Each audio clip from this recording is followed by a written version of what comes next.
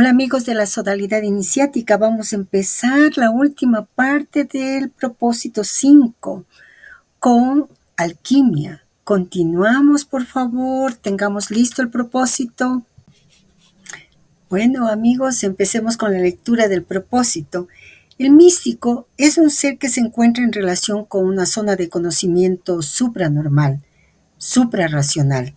Pertenece a la categoría de los sabios, de los magos, de los iniciados, de los espíritus excepcionales sin religión de dogmas o de rituales, de culto, sino de un ideal de justicia. Un postulado de todas las épocas es la inmanencia espiritual.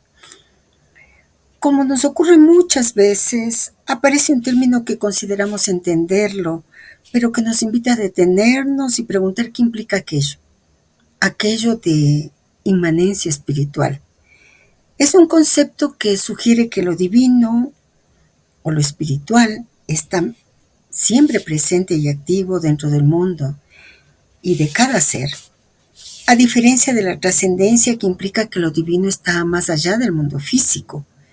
La inmanencia sostiene que lo espiritual permea toda la existencia. Me pongo los lentes, si no, casi no veo. Este concepto ha sido postulado en diversas tradiciones filosóficas y religiosas a lo largo de la historia. En la filosofía griega antigua, por ejemplo, los estoicos creían que un principio divino inmanente ordena el cosmos. En el hinduismo, el concepto de Brahman, como la realidad última que reside en todo, también refleja esta idea. En el cristianismo, la inmanencia se manifiesta en la creencia de que Dios está presente en la creación y en la vida de los creyentes. A propósito de nuestra alma, a propósito de nuestro trabajo interior, esa inmanencia espiritual nos ha llevado a comprender que lo sagrado no está separado de este mundo material, está intrínsecamente conectado con él. Todo tiene un valor espiritual. Espíritu y materia son lo mismo. Nos dice que el místico pertenece a la categoría de los sabios, de los magos, de los iniciados. Recordemos lo que nos dijo en el propósito 4 sobre la magia. En fin, la magia debe ser entendida como la ciencia tradicional de los secretos de la naturaleza, la cual nos viene de los magos, de los grandes maestros de otros tiempos. Por medio de esta ciencia, el adepto se encuentra investido de una especie de toda potencia relativa y puede obrar sobrehumanamente, es decir, de una manera que sobrepase el alcance común de los hombres. ¿A qué se refiere el maestro cuando nos dice que la magia debe ser entendida como la ciencia tradicional de los secretos de la naturaleza? El conocimiento que se despliega a lo largo de los propósitos psicológicos nos lleva a la comprensión de las leyes universales y los principios que rigen el cosmos. Las correspondencias entre el macrocosmo, es decir, el universo, y el microcosmos, es decir, el ser humano, sugiere por tanto que los adeptos que dominan estos secretos pueden realizar actos que parecen sobrehumanos, como la transmutación de los metales, la curación de enfermedades y la obtención de la iluminación espiritual. Este lenguaje, nosotros ya sabemos, solo nos habla de nuestro trabajo interior. La transmutación de los metales es transformar el plomo en oro, es ir de Muladhara a Sahasrara, de acuerdo a la tradición sánscrita, o de Malkuth a Keter, en términos cabalísticos. Sigamos con el propósito. Este estímulo hacia el misticismo sin religión rituálica está mencionado en la Biblia. Isaías 1. ¿Para qué a mí? La multitud de vuestros sacrificios, dijo Jehová. ¿Quién demandó hollar mis atrios? No me traigáis más vano presente. El perfume me es abominación, luna nueva y sábado, y el convocar asambleas. ¿Cómo multiplicarais las oraciones? Yo no oiré. Versículos 11 al 15. En el capítulo 6 de Jeremías, versículo 20, Dios dirige las mismas palabras a los hombres como si fuesen repetidas a Amós otra vez. Versículo 14-24. Aborrecí, abominé vuestras solemnidades. No darán buen olor a vuestras asambleas. Quita de mí la multitud de tus cantares, que no escucharé la salmodia de tus instrumentos. ¿De dónde viene esta prohibición del ritual en las escrituras? Siempre se admitió el ceremonial porque tenía carácter sagrado y propio de la religión. Cierto, pero es necesario aplicar todas las reglas y desde hace largo tiempo fueron desfigurados los ritos. El rito, del sánscrito rita, que significa orden, es lo que corresponde a la producción del universo manifestado. El resultado será la iluminación, teoría que se encuentra en todas las tradiciones. Es del fiat lux del Génesis, por ejemplo, del caos que son las tinieblas, lo indefinido. Es necesario llegar a la conciencia cósmica, el cosmos, que es lo definido. El maestro nos señala que el término rita en sánscrito se traduce como orden. En la antigua tradición védica de la India es un concepto fundamental. Rita representa el principio cósmico de orden y armonía que rige el universo. Es la ley natural que mantiene el equilibrio y la regularidad del cosmos. La idea de que el rito corresponde a la producción del universo manifestado nos lleva a considerar que a través de los rituales, los seres humanos participamos en el mantenimiento y la perpetuación del orden cósmico. Permiten mantener y restaurar el equilibrio y la armonía en el universo y nos alinean con él. Es una forma de conectar lo humano con lo divino y de asegurar que el universo siga funcionando de acuerdo con las leyes naturales. Así, el PP continúa. Es sin razón que habla de rito la francmasonería. Se debe escribir el RIT, que son los diferentes sistemas de organización de los centros iniciáticos. Por ejemplo, el RIT antiguo y aceptado. Etimológicamente es lo que se cumplió conforme al orden. Aún fuera de las sociedades secretas o de las órdenes esotéricas, son numerosos los ritos iniciáticos. Cualquier acto de la vida corriente toma un carácter ritual, puesto que es tradicionalista nuestra civilización y todo se cumple según un orden, imitado o reproducido según un nivel de manifestación, pero siempre según el proceso mismo del orden, del rit original. El maestro señala una clave importante que debe guiarnos en nuestra experiencia diaria. Cualquier acto de la vida corriente toma un carácter ritual, señala, y todo se cumple según un orden. Eso nos lleva a preguntarnos, ¿cuál es ese orden cósmico? Escuchemos. El orden cósmico es un concepto que implica la existencia de un principio universal de armonía y equilibrio que rige el funcionamiento del universo. Se manifiestan las leyes naturales que mantienen la coherencia y la estabilidad del cosmos. Este orden cósmico nos habla de algunos principios. Armonía universal sugiere que todas las partes del universo están interconectadas y funcionan en armonía. Cada elemento, desde las estrellas hasta los átomos, tiene su lugar y propósito en el gran esquema del cosmos. Interconexión. El orden cósmico implica que todo en el universo está interconectado. Las acciones y eventos en una parte del cosmos pueden tener repercusiones en otras partes, reflejando la unidad y la interdependencia de toda la creación. Ley natural. Las leyes de la física, la química y la biología son expresiones del orden cósmico. Estas leyes gobiernan el comportamiento de la materia y la energía, asegurando que el universo funcione de manera predecible y coherente. Equilibrio y ciclos. El orden cósmico también se manifiesta en los ciclos naturales como el ciclo de las estaciones, los ciclos de vida y muerte y los ciclos astronómicos. Estos ciclos mantienen el equilibrio y la continuidad del universo. Si nosotros revisamos el conocimiento que se nos va transmitiendo a lo largo de todos los propósitos, nosotros podemos ver que ese conocimiento proviene de diversas culturas, de diversos tiempos, a lo largo de la historia, desde la filosofía hasta las enseñanzas de la Cábala, los Vedas, desde la ciencia, la alquimia. La idea de un orden cósmico nos va proporcionando una visión del universo como un todo coherente.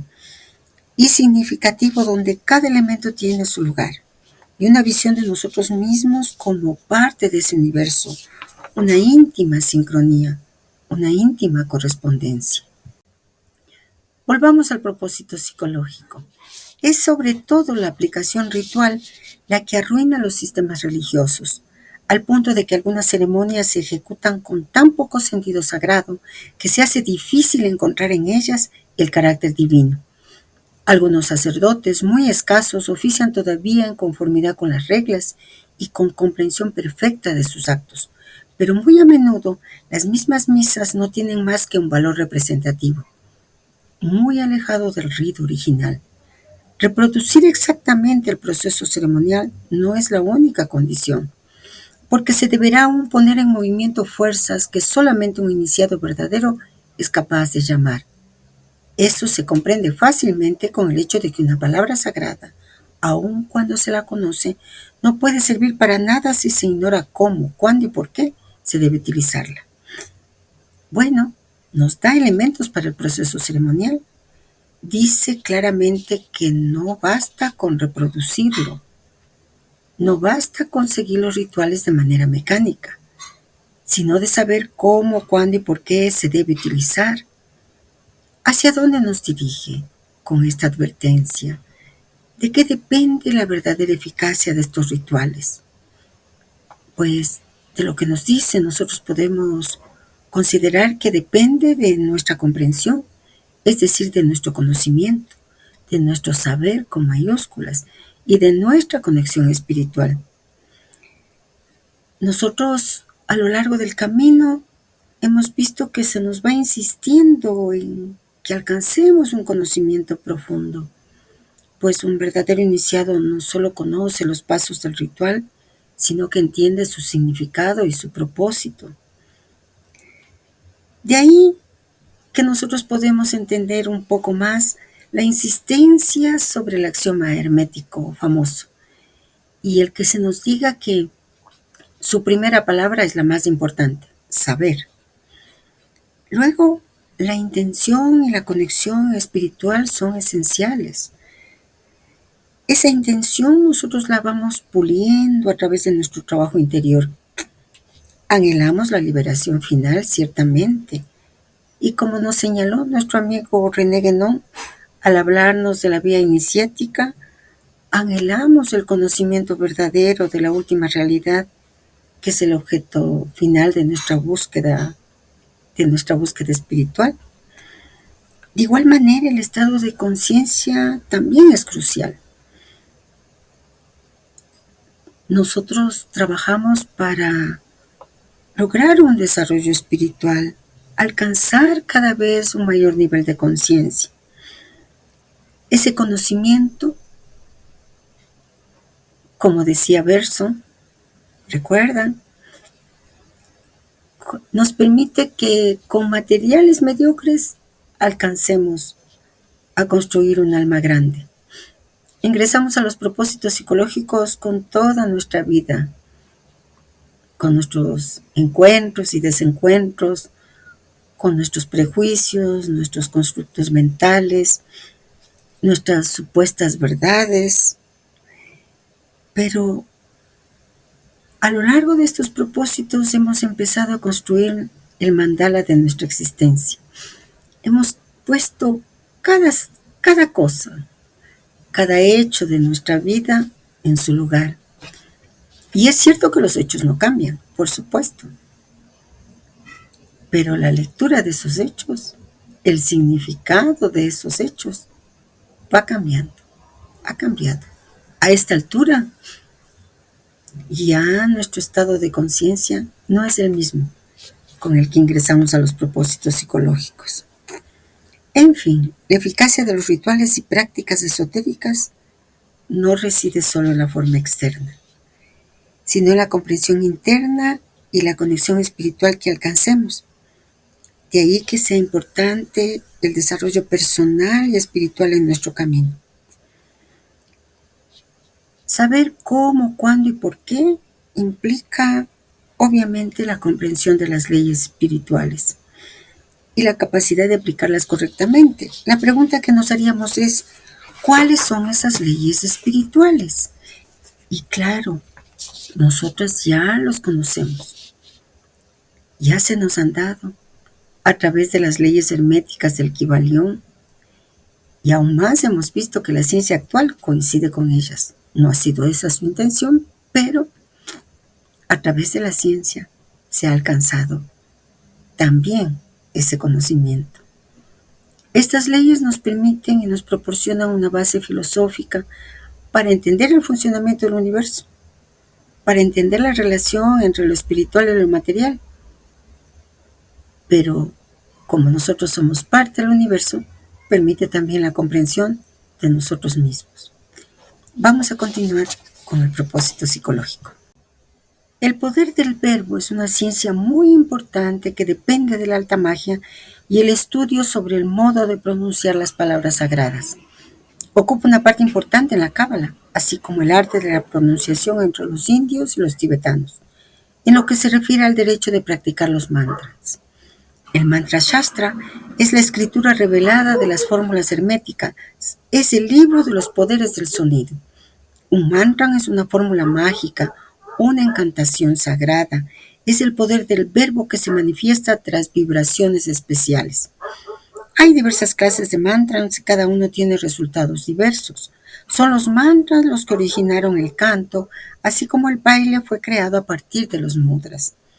Los mudras, ademanes, son procedimientos para apresurar el efecto de las posturas de la yoga, pero se emplean igualmente para activar el movimiento y la magia operacional. El sadhak, adepto de la yoga, a fin de adquirir un estado supranormal, se coloca en asana, posición, completada por los mudras correspondientes. Después de haber practicado sus pranayamas, registro del aliento, modula sus mantras al mismo tiempo que se ayuda con su técnica especial de concentración.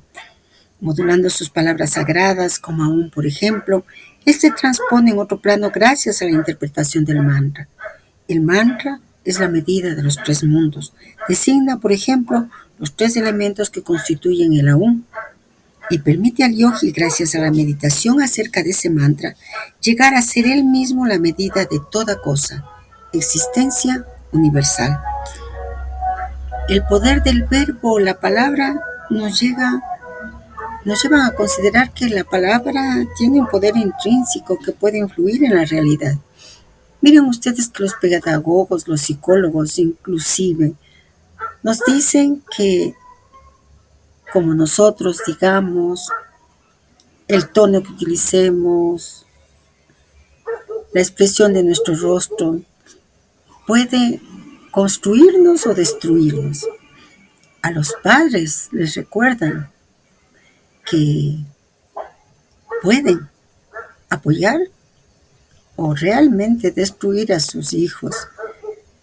Si una palabra común y corriente tiene ese poder, lo que nos hablan de las palabras sagradas, como los mantras, pues en la cábala se dice lo mismo, cuya intención es que ese poder me ayude a purificar mi mente, a alcanzar niveles de discernimiento mayor, pues con mayor razón lo que el maestro está planteando.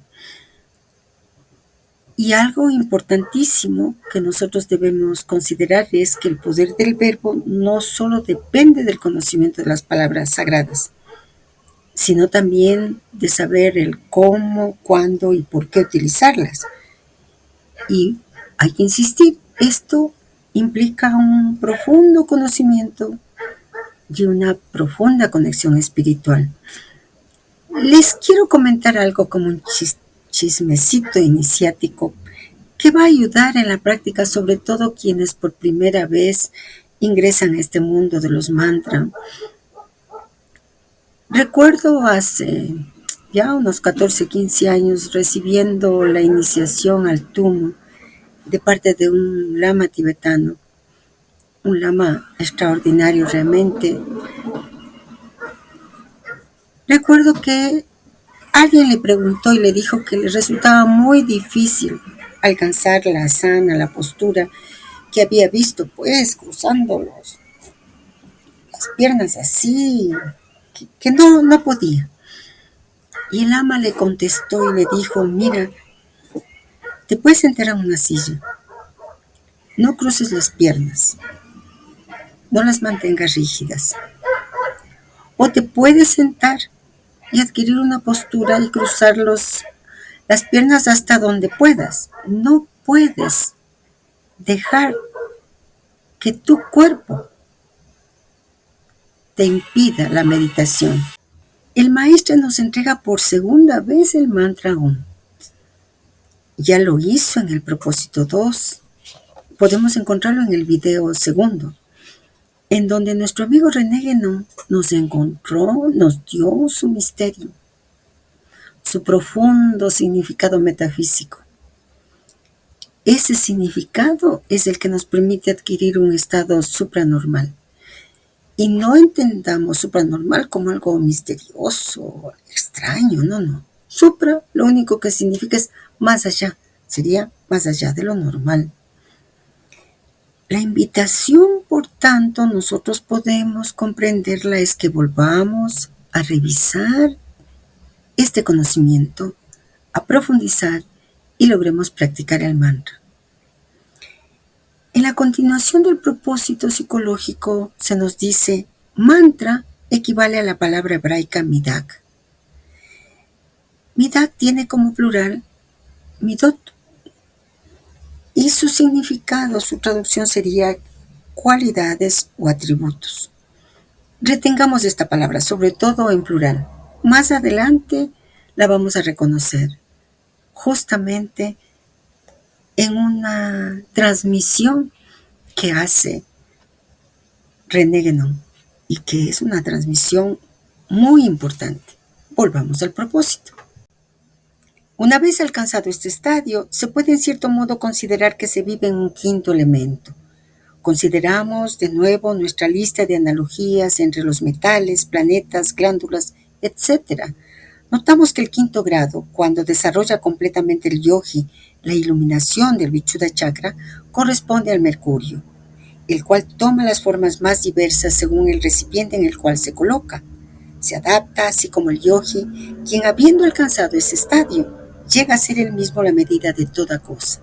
Se debe notar también que el sadhak, que llegó a ese estadio, sobresale de los 4 elementos, tierra, agua, fuego y aire, para deshacerse en el éter. Este principio que se encuentra en los elementos constitutivos orgánicos es lo que los alquimistas llamaron la quinta esencia o quinto principio. El éter es la síntesis de los 4 elementos, es decir, una operación que consta en volver a la unidad de los elementarios. El elementario es lo que constituye un elemento simple. Hay moléculas elementarias que constituyen otras moléculas, las integrantes. En la física antigua se habla de fuego elementario, el cual sería un elemento primitivo, el origen del fuego que existe hoy. En el ocultismo se da el nombre de elementarios a los espíritus de esencia muy sutil, quienes reinan sobre los elementos, las salamandras sobre el fuego, los silfos sobre el aire, los gnomos sobre la tierra, las ondinas sobre el agua, las cuales no se debe confundir con el elemental. Los elementarios, pues, son entidades humanas, seres evolucionados, espíritus inmortales, quienes terminaron el ciclo de la reencarnación y los cuales están listos a reintegrarse al absoluto. Su presencia en los elementos tierra, agua, aire y fuego indica que provienen de una vibración muy elevada y acercada a Dios, a Ein Sof. Constituyen en cierto modo las 4 categorías del tetragrama Yod He Vav He. Desde el absoluto, pues la entidad primitiva pasa por el estado de los elementares y los elementales antes de pertenecer al reino humano y de volver a la categoría de los elementarios para volver al absoluto. ¿De dónde procede esta teoría sobre los elementales, elementarios, etcétera? Procede de una teoría planteada por un famoso alquimista del siglo XVI, llamado Paracelso. Por eso suena tan extraño acá en el siglo XXI, pero tenemos los elementos como para poder comprender a qué se está refiriendo. Miren, nos está diciendo que personifican y gobiernan los 4 elementos clásicos: tierra, agua, fuego, aire. Y nosotros ya sabemos que el universo, todo el universo, y nosotros somos partes de él, estamos conformados por esos 4 elementos. Luego nos dicen que provienen de una vibración muy elevada y acercada a Dios, a Insof, y que constituyen en cierto modo las 4 categorías del tetragrama Yod He Vav He. Y todas estas 2 palabritas provienen de la Cábala.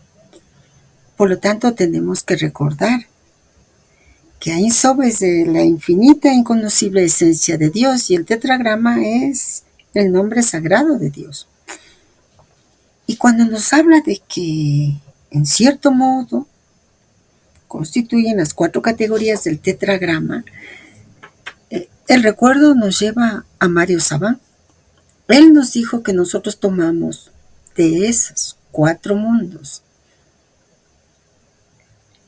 nuestras 4 almas. Y el alma más bajita, que la Cábala le llama el alma animal, la tomamos de el segundo Het del mundo de la Siaj, del mundo material. Por lo tanto, no podemos hacernos los disimulados. Están hablando de nosotros, de nuestra constitución. Y si es que todavía lo dudamos, volvamos al PP y escuchemos lo que nos dicen sobre los elementares. Son los espíritus de los elementos no evolucionados. En ocultismo no hay empleo ninguno del singular para este término. El elemental es por sí mismo una entidad diferente de los elementares. Los elementares todavía son groseros y no tienen su individualidad en el sentido general.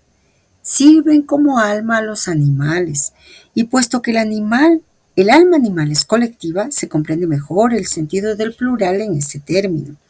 Los elementares provienen de la esencia primitiva Ein Sof, cuando se manifiesta el absoluto. Viven en el mundo de los elementos, gobiernan a la naturaleza y organizan el mundo animal antes de poder perfeccionarse e integrar ese en elementales para pasar después al reino humano. Los elementales son los espíritus que viven en los elementos y que no deben confundirse con los elementarios. Los elementales, o mejor dicho, los elementales, para que no se confundan con el plural posible de elementares, son las entidades astrales, las cuales frecuentan al mundo psíquico y las cuales son tan peligrosas para los espíritas, quienes hacen experiencias de mediumnidad y quienes siempre captan los efluvios de las comarcas bajas, en donde precisamente esos elementales buscan una envoltura para manifestarse. Después de perfeccionarse, los elementales pasan al mundo de los elementares, para ser absorbidos de nuevo por el absoluto, de donde todo emana y a donde todo debe volver. El elemental es, pues, bien, una entidad especial de los elementares y proviene sobre todo de los polvos astrales, o bien de elementares que están listos a pasar a la cadena humana y que esperan así este estadio. Nos habla de un proceso evolutivo. Ese proceso dice que viene desde el absoluto y que luego, pues, la entidad primitiva pasa por el estado de los elementares y los elementales hasta pertenecer al reino humano y devolver a la categoría de elementarios para volver al absoluto. En síntesis, este proceso nos dice que nuestra evolución sería Ein Sof, elementales, reino humano, elementarios y nuevamente el absoluto. Hermoso verdaderamente. Venimos del absoluto y volvemos al absoluto. Y nosotros por ahora volvamos al propósito psicológico. Se llama elemento a un cuerpo simple, el cual está formado con una sustancia única, La física antigua aceptaba 4 elementos: tierra, agua, aire y fuego. La palabra elemento incluye también el principio constitutivo de una cosa. Por analogía se entiende pues un lugar, un sitio o una cosa esencial. Se sabe que el elemento líquido sobresale del elemento sólido en la superficie de nuestro planeta. Por ejemplo, en efecto, nuestro globo está cubierto con una superficie de agua igual a 144 millones de millas cuadradas, cuando hay solamente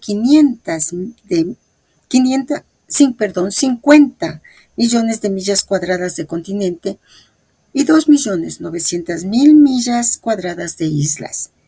Ya analizamos la constitución de nuestro organismo por esos 4 elementos: tierra, osamenta; agua, líquido cerebral; sangre, orina; fuego, temperatura; aire, oxígeno, los cuales están en relación directa con esos mismos 4 elementos en la naturaleza: tierra, suelo, roca, cuerpo celeste; agua, ríos, océanos; aire, atmósfera; fuego, el interior del planeta, volcanes, astros, y los cuales son la base del sistema de investigación del equilibrio entre el macrocosmo y el microcosmo. El universo es un gran cuerpo humano y el hombre es un pequeño mundo en reducción. La ciencia nos dice actualmente que aproximadamente el 71% de la superficie de la Tierra está cubierta de agua. Esta agua se encuentra principalmente en los océanos, que contienen alrededor del 97% del agua total del planeta. El resto se encuentra en glaciares, capas de hielo, ríos, lagos y en la atmósfera. Con respecto a nuestro cuerpo, la ciencia nos dice que está compuesto aproximadamente por un 60% de agua y que este porcentaje puede variar según la edad, el sexo y la composición corporal de cada individuo. Los bebés tienen un mayor porcentaje de agua en el cuerpo, alrededor del 75%, mientras que los adultos mayores, como yo, podemos tener un porcentaje menor, alrededor del 50 y el 55%. Con estos datos comprobado que se nos dice, somos hijos de la tierra. Y ahora mucha gente repite eso. Nosotros lo hacemos con conocimiento, tanto de las tradiciones como de la ciencia. Avancemos en el propósito. Más allá de esos elementos que constituyen la materia, hay un quinto principio llamado quintesencia, la cual es, en realidad, la sublimación de la esencia misma de una cosa. Sin embargo, se conoce el hecho de que los 4 elementos de nuestra antigua física y los cuales nuestros sentidos perciben no son nada más que disminuciones, alternaciones, aminoraciones de las vibraciones de esos elementos originales. ¿A qué se refiere el maestro con aquello de que los elementos que nuestros sentidos perciben no son nada más que disminuciones, alteraciones de las vibraciones de sus elementos originales? Realmente sugiere que hay una realidad más sutil y fundamental detrás de lo que nuestros sentidos pueden captar. En otras palabras, los elementos que conocemos son manifestaciones más densas y menos puras de una vibración original más elevada. La materia que percibimos en el mundo físico es solo una versión más densa y menos refinada de una realidad espiritual o energética más elevada. La quintesencia representa esa realidad más pura y elevada. Volvamos al propósito psicológico. En efecto, la luz tiene 75 millones de vibraciones por segundo, las cuales continúan la gama de ondas eléctricas, las cuales se prolongan por 33 octavas conocidas, con frecuencias más y más elevadas. A la base de los fenómenos físico-químicos que la luz provoca y mantiene, hay descomposiciones, oxidaciones y polimerizaciones moleculares, las cuales son debidas al efecto de sus vibraciones. Solo percibimos una parte ínfima de la luz verdadera. Son únicamente detenciones de vibraciones que nuestros sentidos perciben. La vista, o más bien los artificios creados para esta percepción. Existe en realidad una luz elementaria, así como existe un fuego elementario. La ciencia comparte aquello de que nuestros sentidos solo perciben una parte del espectro electromagnético, conocida como luz visible. Los dispositivos tecnológicos como telescopios y microscopios nos permiten observar otras partes del espectro.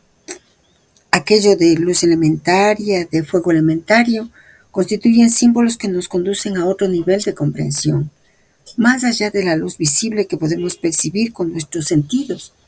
Escuchemos con todos estos elementos la continuación del propósito.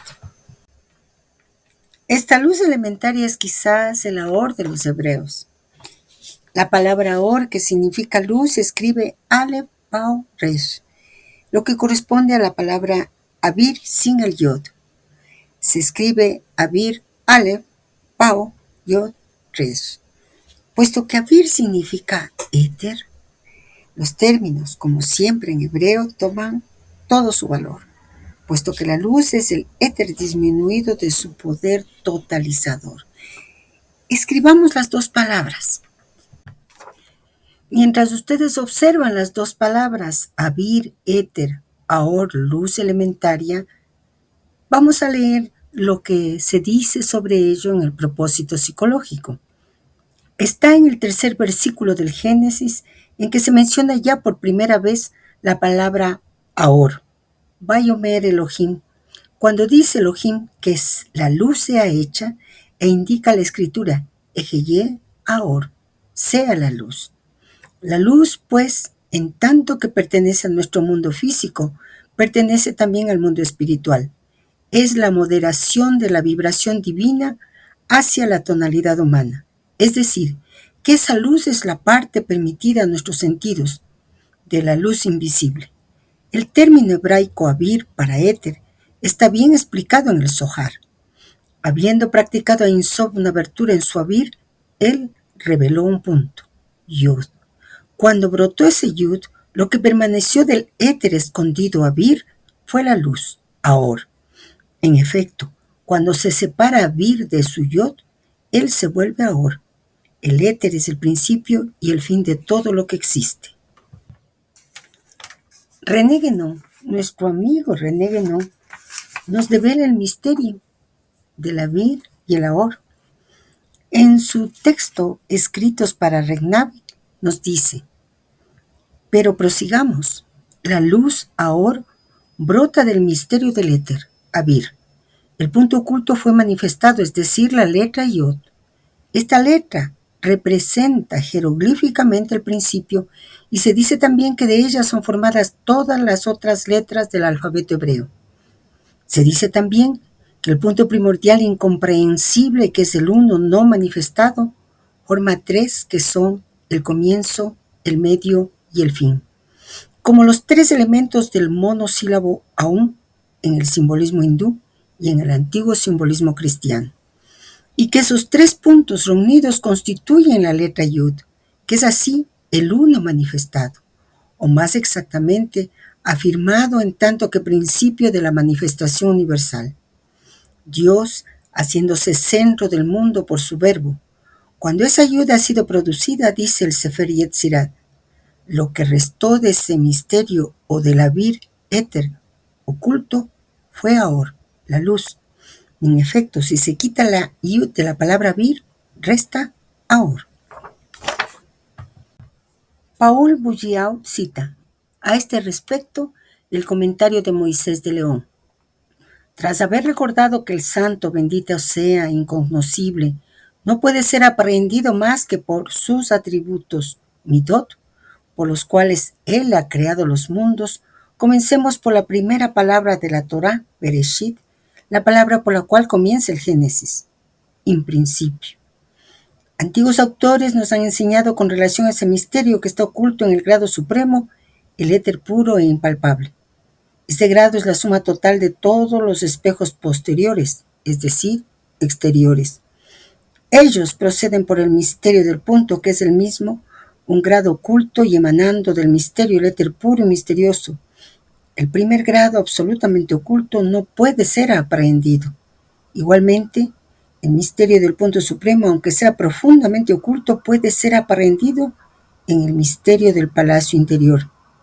El misterio de la corona suprema, Keter, la primera de las 10 Sefirot, corresponde al del puro e inaprehensible éter Abir. Él es la causa de todas las causas y el origen de todos los orígenes. En ese misterio, origen visible de todas las cosas, es donde el punto oculto del cual todo procede toma nacimiento. Por eso se dice en el Sefer Yetzirah, antes del uno, ¿qué puedes tener en cuenta? Es decir, antes de ese punto, ¿qué se puede contar o comprender? Antes de ese punto no había nada, excepto Ayin, es decir, el misterio del éter puro e inaprensible, así nombrado por una simple negación a causa de su incomprensibilidad. El comienzo aprehensible de la existencia se encuentra en el misterio del punto supremo. Bueno, luego de esta maravilla y de este misterio develado, volvamos al propósito psicológico. Es en este sentido que se expresa San Juan en el primer capítulo, versículos 4 y 9, principalmente con la expresión bíblica muy conocida, lumen de lumine. Es una traducción latina del griego topos to aletinon. Es la luz verdadera que da la vida a todo, una especie de luz elementaria, un aspecto del origen de Logos. Esa luz que se menciona ya en el principio del Génesis. Es la primera manifestación divina verdadera en nuestro mundo. Es casi el nombre mismo del Todopoderoso que se materializa. Lumen de lumine es una frase en latín que se traduce como luz de luz. Esta expresión se utiliza a menudo para referirse a la luz divina, a la emanación de la luz de una fuente divina, que no nos ha transmitido de dónde surge la luz de luz. Tophos toaletinon es una frase en griego que se traduce como la luz verdadera, la luz divina, la vida espiritual. El propósito psicológico continúa. La vida era la luz de los hombres. Esa vida, esencia del verbo, extracto de logos, será la luz que da acceso a la vía, una existencia más elevada. Esa realización se hace gracias al Tao de los chinos, es la Shekinah en la Kabbalah de los hebreos, es la subida de Kundalini para los hindúes, es la gran obra de la transmutación alquímica. En una palabra, es el camino iniciático.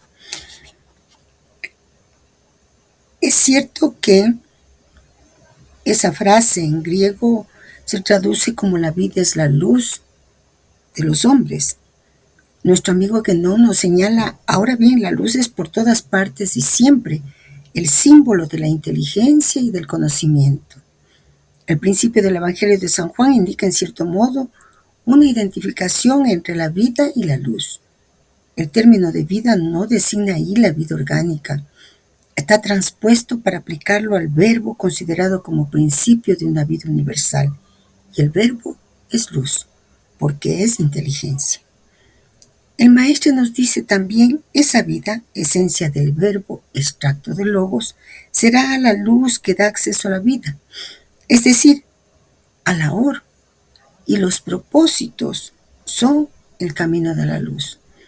Nos plantea una analogía para esa vía. Nos dice Tao, Shekinah, Kundalini, gran obra de la transmutación alquímica, camino iniciático. Revisemos esa analogía un poquito. Es cierto que el Tao tiene muchísimas interpretaciones, pero en este contexto nosotros podemos ver un elemento clave en el Tao. Efectivamente, el Tao es el camino, o la senda que representa la armonía, el flujo natural del universo. Vivir en armonía con el Tao implica seguir este camino y estar en sintonía con la naturaleza y el cosmos. Y la Shekinah en la Cábala es la presencia divina que habita entre los seres humanos. Se considera un puente que conecta lo divino con lo terrenal, permitiendo la manifestación de la divinidad en el mundo físico. De la Kundalini nosotros ya sabemos que esa energía latente en nuestro organismo y que al despertar sigue su camino, el de los chakras, de Muladhara a Sahasrara. Y pues todo eso, la gran obra de la transmutación alquímica, ya hemos visto, señala el proceso de transmutación desde el nigredo al rubedo. Desde diferentes tradiciones se señala el camino, la vía. Volvamos al propósito. Se comprende ahora que la cultura de la inteligencia no compite con la cultura del espíritu. El gran error de nuestra sociedad moderna es haber desarrollado la razón sola, desobedeciendo así a la ley de la ascensión del espíritu. Interviene aquí un gran problema, el de la noción del bien y del mal. Es un asunto vasto que todos los filósofos trataron ampliamente, que conviene analizar, quizá de una vez para siempre, con los rudimentos que esto implica, antes de progresar más adelante en nuestras perspectivas de las materias iniciáticas. Efectivamente, el tema siguiente que va a tratarse en el propósito psicológico es sobre esa noción de bien y el mal. Leamos lo que nos dice. Se encuentra en el segundo tratado de las investigaciones acerca del origen de las ideas una descripción del bien y del mal moral, y se puede leer como introducción. Cuando se usa el término bondad moral, se comprende aquí la idea de una cierta cualidad, la cual al mismo tiempo que nos hace aprobar una acción, nos inclina a desear la felicidad de quien lo hizo. El término mal moral designa, por el contrario, la idea de una cualidad opuesta, lo cual nos obliga a condenar y desaprobar toda acción en la cual se encuentra.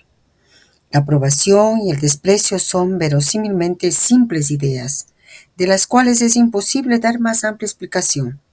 Contentémonos por el momento con esas definiciones imperfectas, hasta que estemos seguros de que esas ideas existen realmente dentro de nosotros, y que hayamos descubierto el principio en el cual se funda esa diferencia de las acciones como moralmente buenas o malas. Parece que esas definiciones contienen una diferencia, la cual se admite universalmente entre el bien y el mal moral y entre el bien y el mal natural. Todos quienes hablan del bien moral convienen en que él procura la aprobación y la benevolencia de todos hacia los que lo poseen, lo que no es lo mismo en cuanto al bien natural. Es especialmente en esta clase de ocasiones cuando los hombres deben consultar su propia conciencia. La inclinación que uno tiene para aquellos en los cuales se reconocen el honor, la buena fe, la generosidad o los principios humanitarios es muy diferente de lo que uno experimenta para los que poseen bienes naturales como la casa, las tierras, la salud, la fuerza, etc.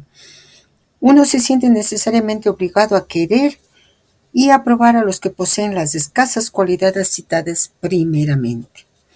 Por el contrario, la posesión de bienes naturales no sirve muy a menudo para nada, sino para causar a aquellos que los poseen el odio y la envidia de los demás hombres, los cuales creen merecer por eso la aprobación y el apego.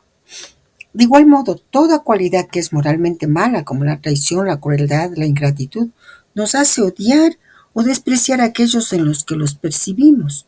Al contrario, ordinariamente tenemos estima, simpatía o compasión para con la mayor parte de las personas a quienes encontramos expuestas a males naturales como el dolor, la pobreza, el hambre, la enfermedad o la muerte. El primer problema en este asunto consiste en saber de dónde nacen las diferentes ideas que uno tiene de las acciones. Veamos algunas opiniones. Puesto que después emplearemos a menudo los términos interés, ventaja y bien natural, es la ocasión para fijar las ideas. El placer que acompaña generalmente las percepciones sensibles nos presenta la primera idea del bien natural o de la felicidad y se da el epíteto de buenos a todos los objetos apropiados para excitar en nosotros el placer. Los que pueden procurarnos otras percepciones agradables son llamados ventajosos y buscamos a ambos por interés o por amor propio. El sentido que tenemos del placer es anterior a lo que se llama ventaja o interés. Es aún el fundamento de ambos.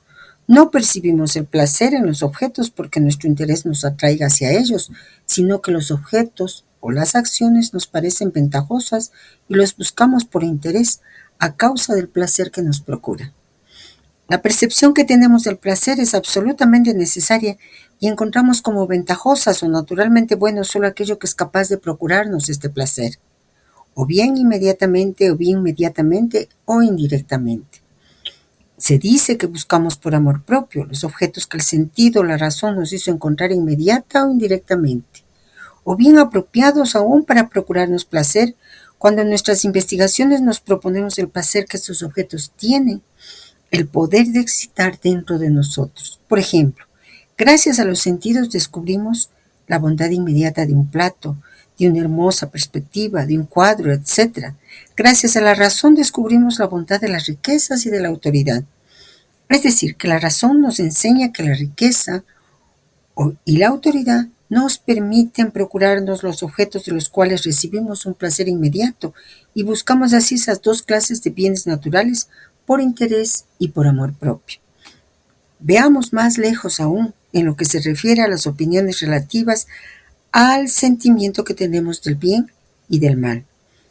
La mayor parte de los sistemas de moral modernos nos presentan como doctrina incontestable que todas las cualidades morales tienen una relación necesaria con la voluntad de un superior, bastante poderoso para hacernos felices o infelices. Así, puesto que el fundamento de todas las leyes es la esperanza en las recompensas o el temor a los castigos, lo que nos incita a obedecer por motivo del interés. Esos sistemas suponen que es así que las leyes permiten ciertas acciones como siendo indirectamente buenas o ventajosas y prohíben algunas otras como siendo absolutamente malas. Se ha dicho que por la ley, un legislador benéfico no constituye acción ninguna a la gente, sino solamente las que por su naturaleza tienden al bien natural del todo, o las que por lo menos no son incompatibles con él. Así, alabamos la virtud ajena porque contribuye en cierto modo a nuestra felicidad, sea por ella misma, sea por esa contribución general. Es sabido también que la obediencia al legislador es generalmente ventajosa al todo, y a nosotros mismos en particular. Igualmente y por razones contrarias condenamos el vivir de lo ajeno, es decir, la acción que prohíbe la ley, porque en cierto modo nos causa daño. Se dice entonces que obedecemos a las leyes solamente con motivos interesados, es decir, con objeto de conseguir el bien natural, el cual resulta de la acción prescrita o de la prometida recompensa, o con objeto de evitar el mal natural, cuál es la consecuencia de nuestro desobedecimiento, por lo menos evitar las penas que éste inflige. Otros sistemas morales suponen una bondad natural inmediata en las acciones llamadas virtuosas, es decir, que estamos determinados a percibir cierta belleza en las acciones ajenas y en amar a los que las creen sin consideración ninguna de la utilidad que puede devolvernos, es decir, que gozamos también de un deleite secreto en hacer acciones virtuosas, aun cuando no esperemos ninguna ventaja de ellas.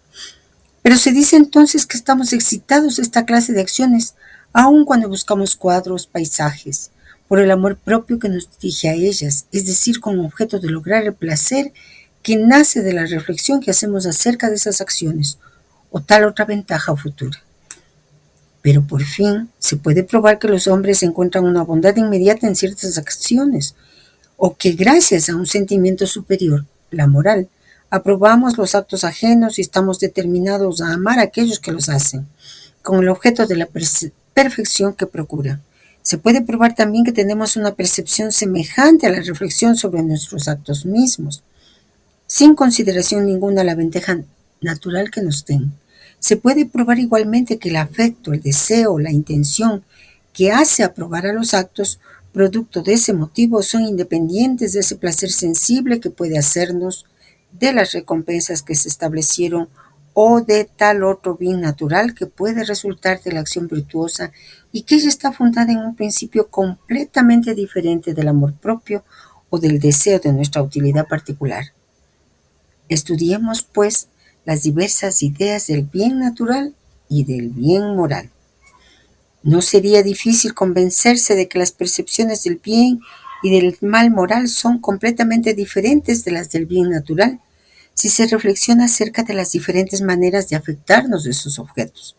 Si no fuese el sentido que poseemos del bien absolutamente distinto de la ventaja o del interés que resulta de los sentidos exteriores y de las percepciones de la belleza y de la armonía, tendríamos los mismos sentimientos y afectos para un campo fértil o una casa cómoda, que para un amigo u otra persona de noble carácter, puesto que ambos nos serían ventajosos.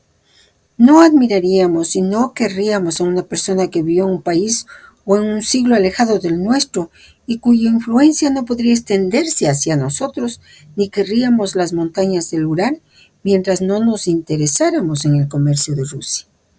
Tendríamos los mismos sentimientos y la misma inclinación para los seres inanimados que para los que razonan, en lugar de experimentar lo contrario. ¿Por qué? En efecto, querer a seres sin vida que no tienen o no pueden tener ninguna buena intención para con nosotros, ni para con cualquier otra persona. Su naturaleza, es verdad, rinde para nuestro uso, pero eso se hace sin que lo sepan y sin que tengan ellos la intención de contribuir a nuestra utilidad. No es igual con los agentes razonables, los cuales obran por el interés y la felicidad de los otros seres con los cuales están unidos. Estamos convencidos así de la diferencia que existe entre esa aprobación o percepción de la excelencia moral, que atribuimos por un espíritu de benevolencia a aquellos en quienes creemos percibirla y la opinión de bondad natural que tiende a desear al objeto que la posee. Pues, ¿de dónde puede venir esta diferencia? Si la aprobación que damos a lo que es bueno y si el sentimiento que tenemos de él está fundado solo en la ventaja que esperamos lograr de él. ¿Acaso no son los objetos inanimados tan ventajosos como las personas de las cuales recibimos todos los días pruebas de su amistad y de su benevolencia gracias a sus buenos oficios? ¿Los estimaríamos a los unos y a los otros con un espíritu de ternura o solamente con el objeto de la utilidad que podemos conseguir? No, sin duda. Y eso es porque en el afecto que experimentamos para con los seres razonables, tenemos una percepción distinta de la belleza o de la excelencia que nos conduce a admirar y amar a esta clase de caracteres o personas. Supongamos ahora que consigamos los servicios de dos hombres. Uno obra por inclinación hacia nosotros y con el objeto de hacernos perfectamente felices. El otro obra con motivos interesados o por sujeción. Es cierto que en este caso ambos nos son útiles, sin embargo no podemos menos que experimentar por uno y por otro sentimientos muy diferentes. Debemos poseer, pues, otras percepciones de los actos morales, que las que se fundan en el interés.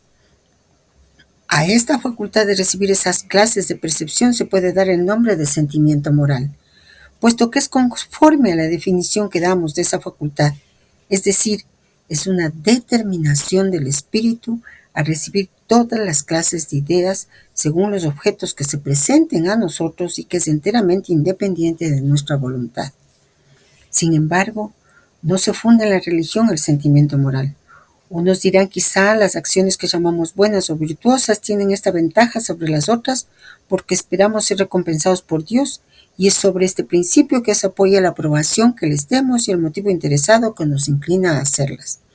Pero basta observar que mucha gente muy numerosa tiene ideas muy altas en lo que concierne al honor, la buena fe, la generosidad, la justicia, sin conocer a la divinidad, ni esperar recompensa ninguna de ella. También odian la traición, la crueldad, la injusticia, sin atención ninguna al castigo que puede seguirlos. Por lo demás, aunque esas recompensas y esos castigos pueden hacer considerar un acto como ventajoso o nocivo, no resulta que este motivo deba hacer aprobar o querer a quien hace un acto semejante, puesto que el mérito que le es dado no podría redundar en otros. Esos actos, en verdad, son ventajosos para quien los cumple, pero esa ventaja no tiene nada común con la de otra persona. Sin embargo, se puede verificar muy bien que el interés contrabalancea nuestro deseo de que uno sea virtuoso, pero ningún interés personal nos hará aprobar nunca como moralmente buena una acción que, sin este motivo, nos hubiera parecido moralmente mala. Aunque estimando todos los efectos nos pareciera tan ventajosa al todo, sin que lo fuera para nosotros como lo fuese en el tiempo que esperáramos conseguir cualquier ventaja. Nuestro interés o daño personal no influye sobre el sentimiento que tenemos del bien y del mal moral, y no tiene tampoco más fuerza para hacernos encontrar un acto bueno o malo en la ventaja o desventaja de un tercero. Nada es más fácil de emitir que una opinión, pero nuestra conciencia solo puede decidir. Así, si ciertas acciones morales no parecen amables desde primera vista a quienes no tienen interés ninguno en ellas, si no queremos y no aprobamos con la más perfecta sinceridad a un amigo o a un compatriota generoso cuyas acciones le colma de honor sin procurarnos ninguna ventaja, también es verdadero que alabamos acciones que son útiles al género humano, aunque a menudo no consigamos ninguna utilidad de ellas. Quizás sería en interés de nuestra especie que todos los hombres se pongan de acuerdo en hacer solamente acciones semejantes de tal manera que cada uno encuentre su provecho, pero eso prueba solamente que la razón y la reflexión pueden hacer aprobar por un motivo interesado las acciones que el sentimiento moral que está en nosotros nos inclina a admirar desde la primera vista, independientemente de este interés. Por otra parte, este sentimiento puede obrar aún cuando no seamos partes interesadas. Podemos aprobar la justicia de un sentimiento que nos condena. Un traidor preparado a sufrir el suplicio que su crimen merece puede alabar la vigilancia con la cual Cicerón descubrió a los conspiradores, aunque hubiese sido una ventaja para él que no hubiese existido en este mundo un hombre dotado de semejante agudeza. De hecho, la idea favorable que formamos de las acciones es completamente independiente de la utilidad que podemos lograr de ellas. Tenemos el derecho de concluir que esta percepción del bien moral no está provocado por la costumbre, la educación, el ejemplo o el estudio. Esas cosas no podrían darnos nuevas ideas. Pueden hacernos percibir una ventaja particular en acciones cuya utilidad era desconocida antes o bien hacernos considerarlas como nocivas, sea por razón, sea por prejuicio, aunque no las hubiéramos encontrado así a primera vista, pero nunca pueden hacernos examinar un acto como digno de alabanza o como reprochable, y ello sin consideración ninguna a nuestro interés personal. Es necesario, pues, que el autor de la naturaleza, quien nos hizo capaces de recibir de parte de los objetos, tras el intermediario de los sentidos exteriores, ideas agradables o desagradables según que ellas no sean útiles o nocivas, y asimismo gustar el placer de la belleza y de la armonía, como resulta de la uniformidad de sus objetos, para atraernos y adquirir las ciencias y recompensarnos por eso, o para hacer una prueba de la bondad de igual modo que la uniformidad es una prueba de su existencia. Sea que encontremos la belleza en ello o no, es necesario, pues, que el autor nos haya dado un sentimiento moral capaz de dirigir nuestras acciones y de procurarnos los placeres infinitamente más nobles, de tal modo que cuando nos proponemos solamente la felicidad de otro, adelantamos la nuestra también sin saberlo. Los verdaderos motivos de las acciones son los afectos. Toda acción que concebimos como moralmente buena o mala siempre está supuesta a originar cualquier afecto para los seres sensitivos, y todo lo que llamamos virtud o vicio emana de un afecto semejante o de cualquier acción hecha en consecuencia. Quizá baste también para que una acción o una omisión aparezca como viciosa, que ella proceda de una falta de afecto para con los seres razonables que, suponemos, existen en los caracteres que parecen moralmente buenos. Todas las acciones que se estiman como religiosas en cualquier país que sea, son consideradas como provenientes de algún sentimiento para con Dios, y siempre suponemos que lo que se llama virtud social tiene por principio el amor del prójimo. Todo el mundo conviene en que todo movimiento exterior que no está acompañado por cualquier sentimiento afectuoso para con Dios o con el prójimo, o bien que está independientemente del afecto que debe haber para ambos, no podría ser ni moralmente bueno ni moralmente malo. Si se pregunta, por ejemplo, al ermitaño más sobrio si la temperancia, suponiendo que no se origine de un modo de obediencia a los órdenes de la divinidad, o que tampoco nos vuelva más dispuestos a la piedad, más aptos al servicio del género humano o a la investigación de la verdad, puede ser moralmente buena en sí mismo y mejor que la golosina. Él contestará ciertamente, en estos casos, ella no puede ser un bien moral, aunque puede ser naturalmente buena y ventajosa para la salud. Se debe admitir que la virtud es desinteresada y numerosos afectos nuestros le son también. El hombre no es natural y voluntariamente malo, y el amor propio y el interés tampoco son el origen de su estimación o de su benevolencia. Así pues, si no es producto de la benevolencia, ni del amor propio, ni de ningún fin interesado, y toda virtud emana de este principio de tal otro afecto igualmente desinteresado, entonces resulta que debe haber, diferente al amor o del interés, cualquier otro afecto que nos atrae hacia los actos llamados virtuosos.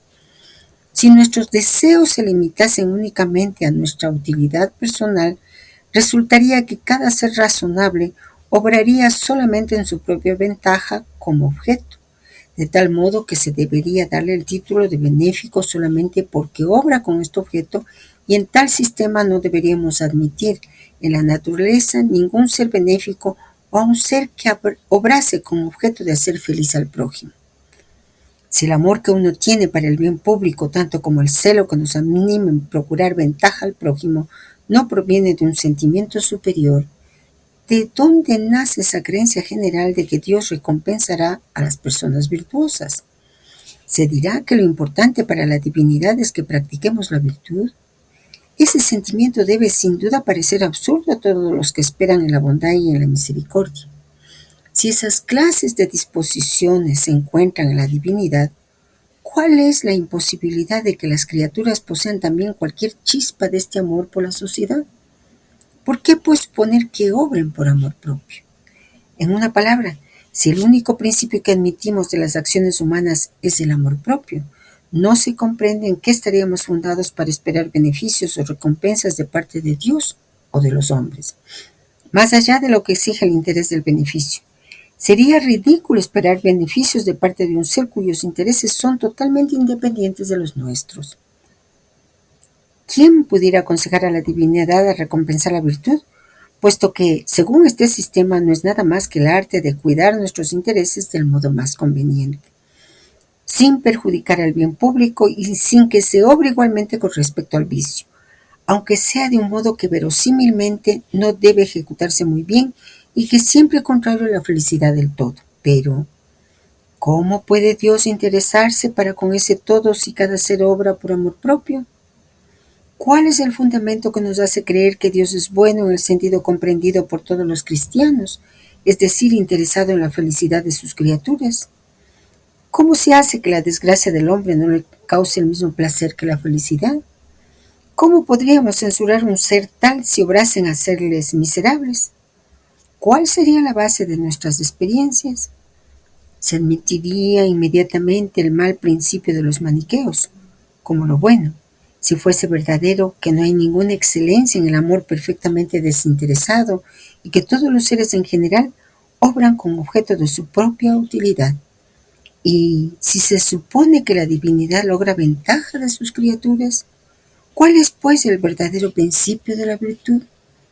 Después de haber destruido los falsos principios de las acciones virtuosas, queda por establecer una cierta determinación natural en procurar la felicidad ajena o un instinto que preceda todo motivo desinteresado y que nos incite a amar al prójimo. Es igual que con el sentimiento moral, cuyo principio ya hemos analizado, que nos incita a aprobar las acciones que provienen de este amor. Ese desinterés aparecerá sin duda muy extraño a aquellos quienes aprendieron en las escuelas y en la lectura de los autores sistemáticos a mirar el amor propio como el origen único de las acciones humanas.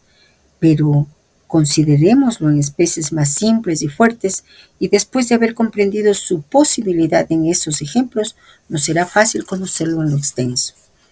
Nuestros afectos naturales son, sin embargo, de naturaleza diferente, como, por ejemplo, de los socios de una misma compañía, quienes están asociados en los negocios unidos, pues, en la prosperidad o en el infortunio. Los sentimientos que unen al padre a su niño son de clase diferente a las sensaciones de placer o de pena del niño que el padre no podrá experimentar. Un padre no podrá experimentar el hambre, la sed o la enfermedad de la cual padece el niño. Todo lo más puede tomar parte en los gozos o penas por un deseo natural de la felicidad y una aversión de la miseria. Ese deseo es anterior, pues, a cualquier enlace interesado y más bien causa que efecto. Debe ser, pues, perfectamente desinteresado. Eso no sería la opinión de un sofista, quien enunciaría: los niños hacen parte de nosotros mismos y el amor que les damos recae sobre nosotros. Admirable respuesta, pero alarguémosla tan lejos como pueda ir. ¿Cómo pueden nuestros niños hacer parte de nosotros? Ciertamente no se pueden comparar a un brazo o a una pierna. Ignoramos absolutamente sus sensaciones, pero se dice, su cuerpo ha sido formado partiendo del nuestro. ¿Se puede decir lo mismo de una mosca o de un gusano, los cuales provienen de nuestra sangre o de nuestros humores? Esos insectos no nos son queridos aún. Y ciertamente tras algún otro sitio que nuestros chicos son parte de nosotros y es solamente el afecto natural que tenemos para ellos que puede producir ese efecto. Es el afecto el que los hace parte de nosotros y él es completamente independiente de lo que ellos eran anteriormente. Cierto, no se podría concebir una metáfora más admirable. Acerca de este principio, cada vez que entre los hombres notamos una determinación que les atrae a amarse mutuamente, deberíamos considerar a cada individuo como parte de un gran todo, de un sistema de cuyo bien se interesa como miembro. Ciertos filósofos piensan que todo eso puede deducirse fácilmente del amor propio. Según ellos, los niños no solo son engendrados por nuestro cuerpo, sino que nos parece que aún lo son por el alma y que es nuestra propia semejanza lo que queremos en ellos. Muy bien, pero ¿qué es la semejanza? No es una identidad individual, sino solamente un ser comprendido bajo una idea general o específica. Por esto nos parecemos a los niños de otros hombres y que un hombre se parece a otro desde ciertos puntos de vista. Lo mismo, el hombre se parece en algo a un ángel, lo mismo a un bruto.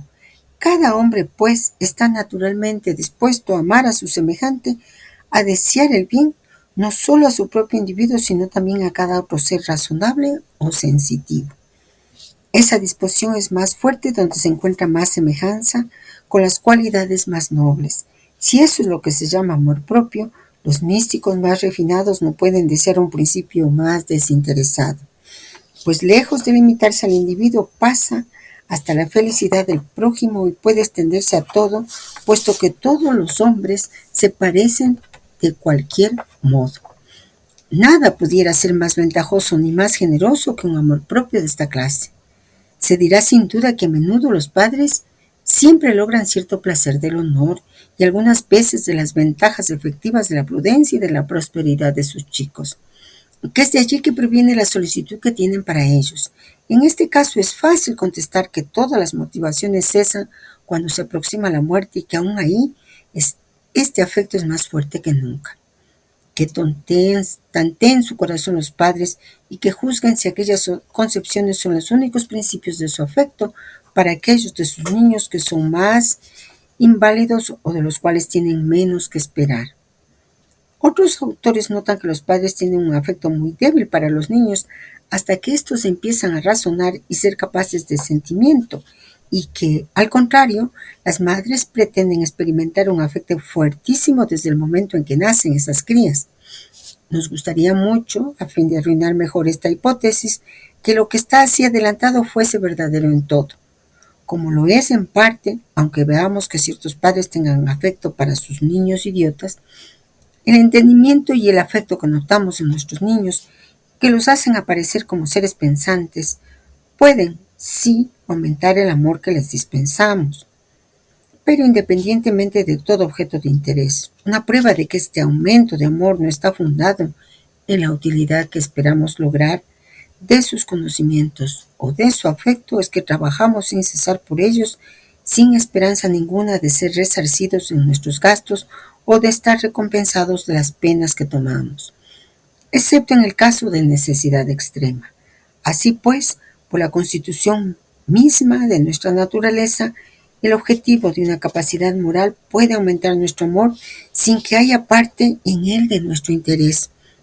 No puede el hacerlo igualmente donde no estamos ligados por los lazos de la sangre, y ese mismo principio producir un grado de amor más débil que se extienda a todo el género humano. Bueno, este tratado de las investigaciones acerca del origen de las ideas fue escrito por John Locke y publicado en 1649. Largas páginas dedicadas a lo que Locke plantea, pero en el siglo XXI necesitamos, aprovechando nuestra capacidad de síntesis, lograr ver cuáles son sus principales ideas. Veamos al respecto. Locke sostenía que las ideas morales derivan de la experiencia sensible y que la moralidad puede ser demostrada de manera similar a las matemáticas. Para Locke, el bien es aquello que causa placer o disminuye el dolor, mientras que el mal es lo que causa dolor o disminuye el placer. El bien moral se define como la adecuación de nuestras acciones a una ley que trae recompensas de placer y castigos de dolor.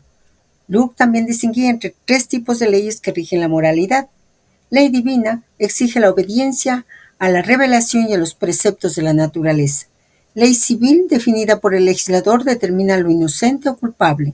Opinión pública, formulada por los filósofos, define el vicio o la virtud.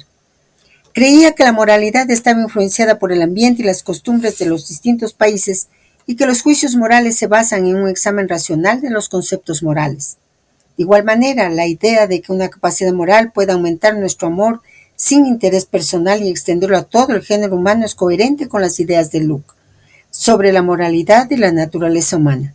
Él creía que los seres humanos tienen la capacidad de desarrollar virtudes y comportamientos morales que beneficien a otros, incluso sin un interés personal directo. En su obra Ensayo sobre el entendimiento humano, Locke argumenta que las ideas morales derivan de la experiencia y la razón, y que los seres humanos pueden reconocer y actuar sobre principios morales universales.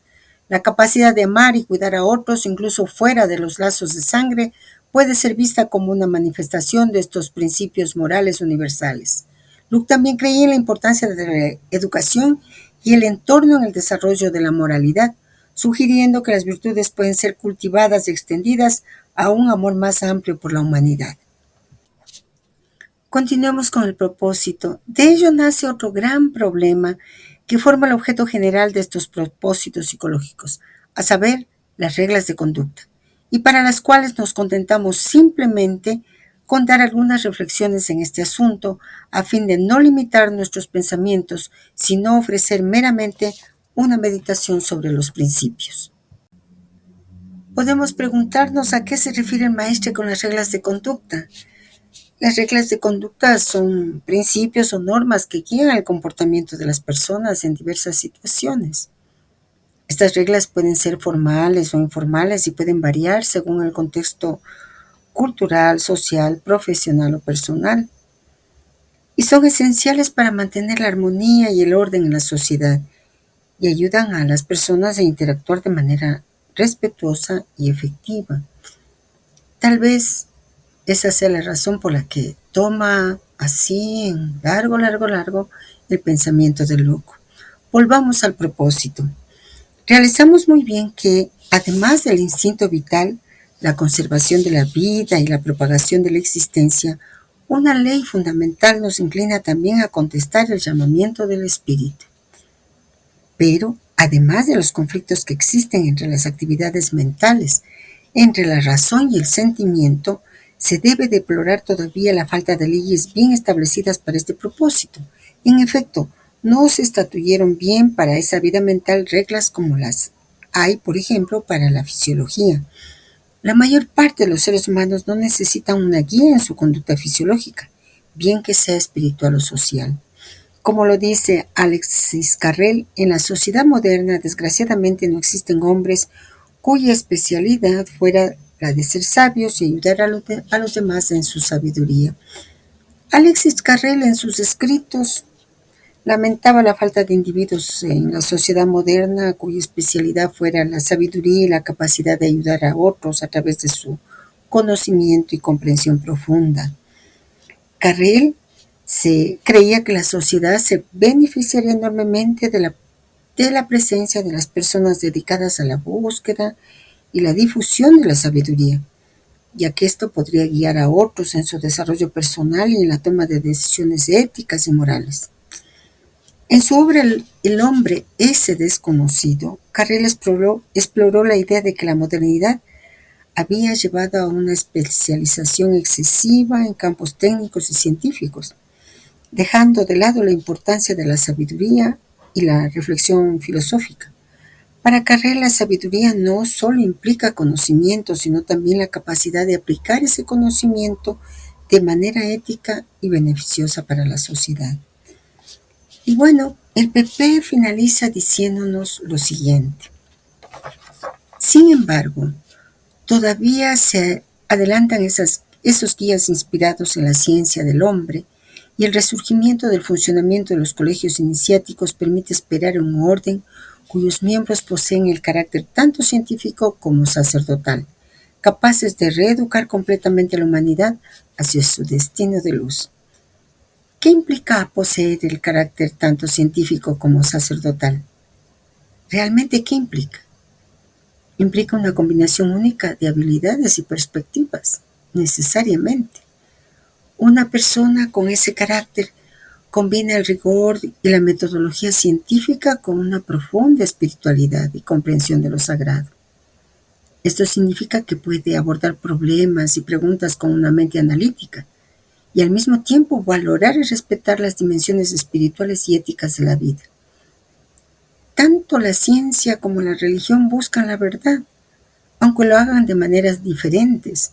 Una persona con este carácter puede integrar estas dos búsquedas utilizando el método científico para explorar el mundo físico y la reflexión espiritual para comprender el significado y propósito de la existencia. La combinación de estos dos caracteres puede llevar a una fuerte orientación ética y moral. La persona puede aplicar principios científicos para resolver problemas prácticos y al mismo tiempo guiarse por valores espirituales y morales en sus decisiones y acciones. La curiosidad científica impulsa a la persona a explorar y descubrir, mientras que la compasión sacerdotal les motiva a ayudar y cuidar a los demás. Esta combinación puede resultar en una persona que no solo busca conocimiento, sino que también se preocupa profundamente por el bienestar de los demás. La integración de la ciencia y la espiritualidad puede llevar a enfoques innovadores y sabios para abordar los desafíos de la vida. La persona puede encontrar soluciones creativas que respeten tanto las leyes naturales como los principios espirituales. En resumen, tener un carácter tanto científico como sacerdotal implica una integración armoniosa de la razón y la fe, el conocimiento y la sabiduría, la curiosidad y la compasión búdica. Es una combinación poderosa que puede enriquecer tanto la vida personal como la contribución a la sociedad. En síntesis, tener un carácter tanto científico como sacerdotal nos hace recordar al Bodhisattva. En fin, la reeducación de la humanidad necesita de seres que integren la ciencia y la religión en el sentido de religare. De esta manera, amigos, terminamos el propósito 5, que fue publicado en julio de 1956. En el próximo propósito nos vamos a ver el propósito 6, que trata sobre medicina universal, alma de las cosas. Mientras tanto, un enorme abrazo.